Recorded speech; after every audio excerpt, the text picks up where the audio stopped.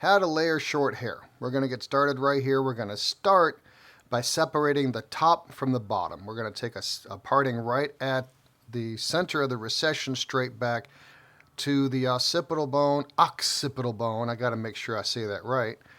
And this section here separates the top from the bottom because it goes right through what we call the roll section.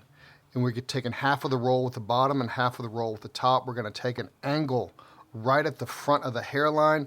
I'm pulling it to the front of the hairline and then straight out from the front of the hairline. So as I pull that forward to the front of the section, I ensure an even gradation of hair going from front to back. I then add my second section to the first section.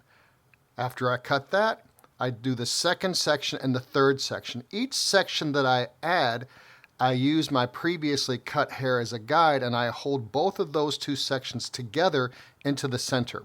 So the first section I hold to the front of the section.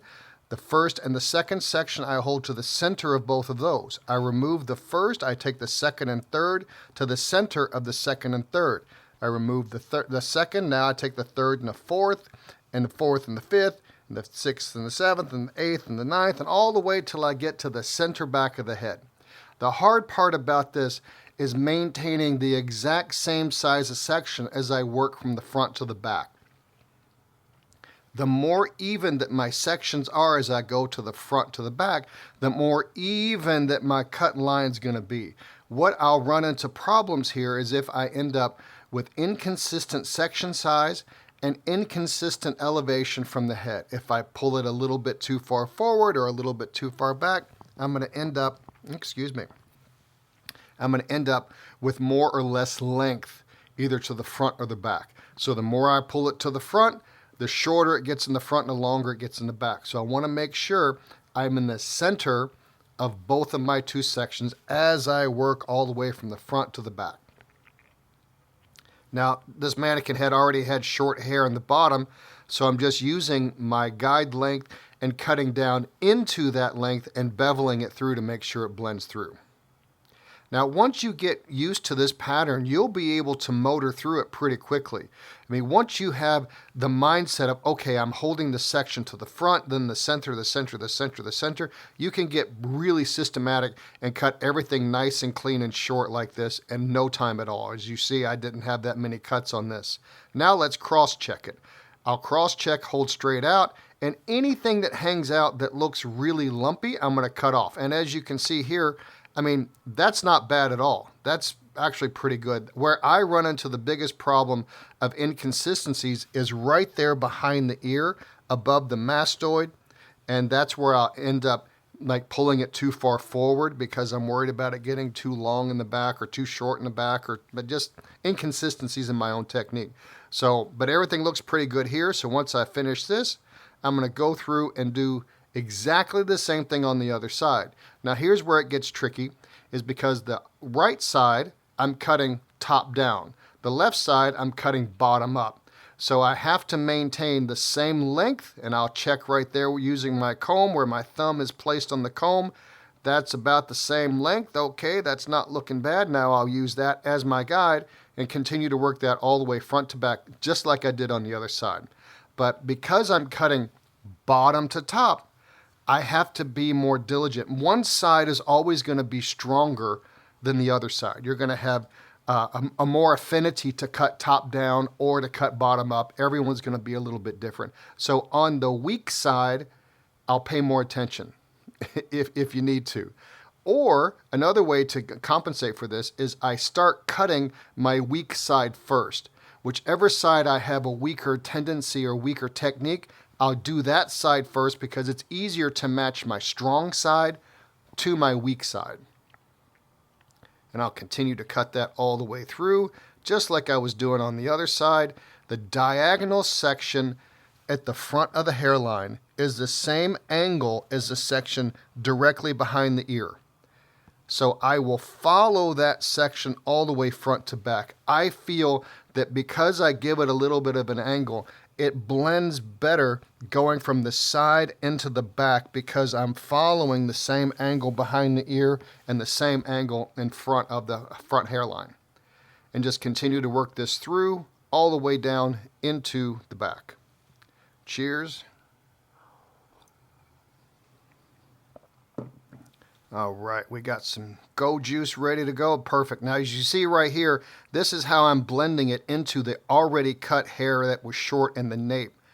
I'm just taking my guide length there, and as I get closer, you'll see me bevel that into the length that was already cut in the back. This gives me a nice, smooth blend from top to bottom and in the center of the back. That's looking pretty good.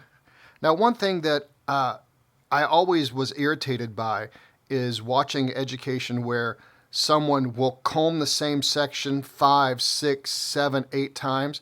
I always try to think, let's turn all the sound down here. I always try to think about wasting of time. If I'm combing it and combing it and combing it, what's not right that's forcing me to comb it 100 times? Section, comb, get it clean, cut it. Moving into our layering. Now we're going to take a Mohawk section from the front all the way to the back. My length that I had in the back is going to be my guide length for my layering as I work from the nape all the way to the front. Now I know what you're saying. Maybe not you, but I know someone out there is going to say, I was always taught to cut it from front to back. You can do that. You can do anything you want. You can do that. If you want to cut front to back, that's perfectly fine. If you want to cut back to front like this, that's perfectly fine too. There is no one right way to do it. There's many ways to get you to Cincinnati. There's many roads. You may go north, you may go south, you may go east or west, but you can get to Cincinnati in many a different way, just like you can layer hair many a different way. I'm showing you the easiest way to get a perfect amount of weight distribution with each section that you take, because each section that I take, working from the back of the head to the front of the head, is at 90 degrees from the head.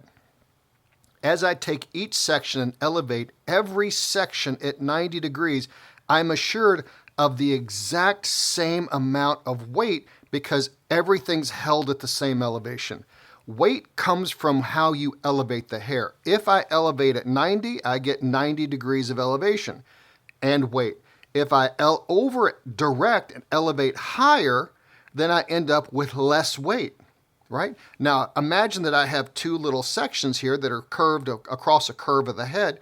I hold this at 90 and I hold this lower. The top section, because it's held lower, is going to have more weight than the underneath section, which is going to have less weight because it was held at a higher degree of elevation. So the top section, of top of that section, is going to have more weight and make it lumpy. This way, I'm assured to not have any lumpiness in my layering because I'm cutting everything at the same elevation. Now, the first section I cut is a Mohawk section. The next section I take is a parallel section to the first. I then hold both of those sections into the center of both sections. So the first section I held into the center of that section. Now I take section 1 and 2. I hold to the center of 1 and 2. I will remove section 1. I do section 2 and 3, 3 and 4. Exactly the same thing I did on the sides where I was walking my guide from front to back.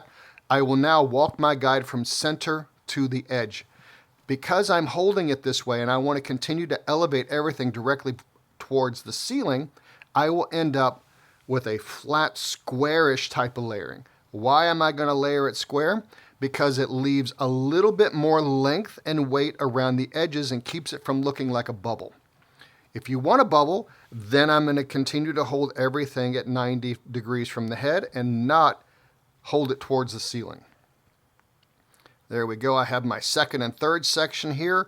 I hold that out, follow my guide from my previously cut section, and just continue to work that towards the front.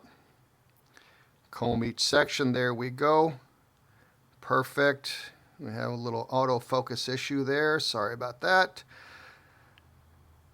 Now, the hardest thing about cutting hair is not cutting a straight line. Everyone tells you that cutting a straight line is the hardest thing, but it's not. The hardest thing is cutting a straight line directly on top of your straight line. So if I hold the first section down and I cut one length, That's hard, right? But that's not the hardest thing to do. The hardest thing to do is to take section number 2 and cut it directly on top of the previously cut section. So that's where you can end up with a lot of variations in your length.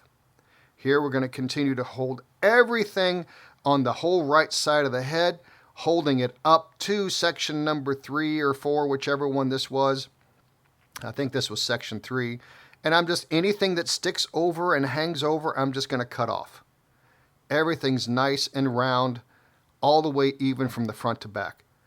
On short hair, this is the way I tend to layer hair so that I maintain a fuller shape, especially around the temple area, around the parietal ridge-ish area, that whole roll area, and it doesn't end up getting so round, especially on men. I always cut a square shape on men. Sometimes if the women's hair is very, very thick and it starts to bubble out, then I may bevel that corner a little bit that I'm going to leave in it right here. Go back, do the exact same thing on the other side. Cut a center section. Take the center section and add section number 2 to the other side. So I have section 1 and 2 on the left side, and I'm going to follow the exact same pattern that I was cutting before. There we go, we're working through there. That's looking pretty good. Now I'm going to remove the first section. I have second section, I'm moving on to section 3. Now, even though I'm not sectioning out each individual little flat section, that's what I'm cutting. And so what I mean by that, everything's already done. What I mean by flat section, every little flat section ahead, if I lay the comb against it, that's the section size that I'm going to take. Here we go. We've got all of our layering done. We're going to do the shake and bake, and that looks nice and evenly layered with no lumpiness. Now let's go through and take our face framing. We're going to take our bang section all the way over to the top of the ear, section that out. Now here I want these kind of short and a little softer. So I'm going to change my tool from a scissor to a razor. I'm using my feather plie razor. I'm going to take a center section right there, hold that straight forward, go through and channel cut and cut the length at the same time. So by going through channeling, cut, channeling, cut, channeling, cut, I add texture, separation, and length being cut all at the same time. If I feel like the length is not quite as short as I want, then I'll go through and horizontally take that off. Now we're going to blend from the center all the way over to the right, starting in the middle, going over to the right section. If I feel like I want a little bit blunter shape, then I'll go through and horizontally cut it as opposed to vertically. When I cut vertically from center towards the side, that's the way the hair is going to move because it's slightly shorter in the middle, and as I cut to the right, it's going to get slightly longer to the right, and that's going to encourage movement to the right. Which brings me to say, if I do the same thing on the other side, I don't cut from outside in. I continue, turn my hand over, cut inside out. After I cut that first section through, I'll hold everything else towards the front exactly like I held that first section. There we go. Follow my guide. Sorry about that. I missed my camera angle there. But we've got that perfect through there. And I'll just continue to pull everything straight forward until there's no hair left that hangs over the front. There we go. I think this is about the last of it here, it looks like. And we got a whisper, just a whisper of hair right there that hangs over. I'll take that off. Everything should perfectly blend through there. That's very good. And here is our end result. We're just going to blow it dry, put a little bit of paste in it to get some separation, and that's looking pretty nice. A nice, short, round layered shape. Very fundamental, very basic. Practice, add it to your repertoire. If you have any questions, leave it in the comments below. Thank you so much for watching.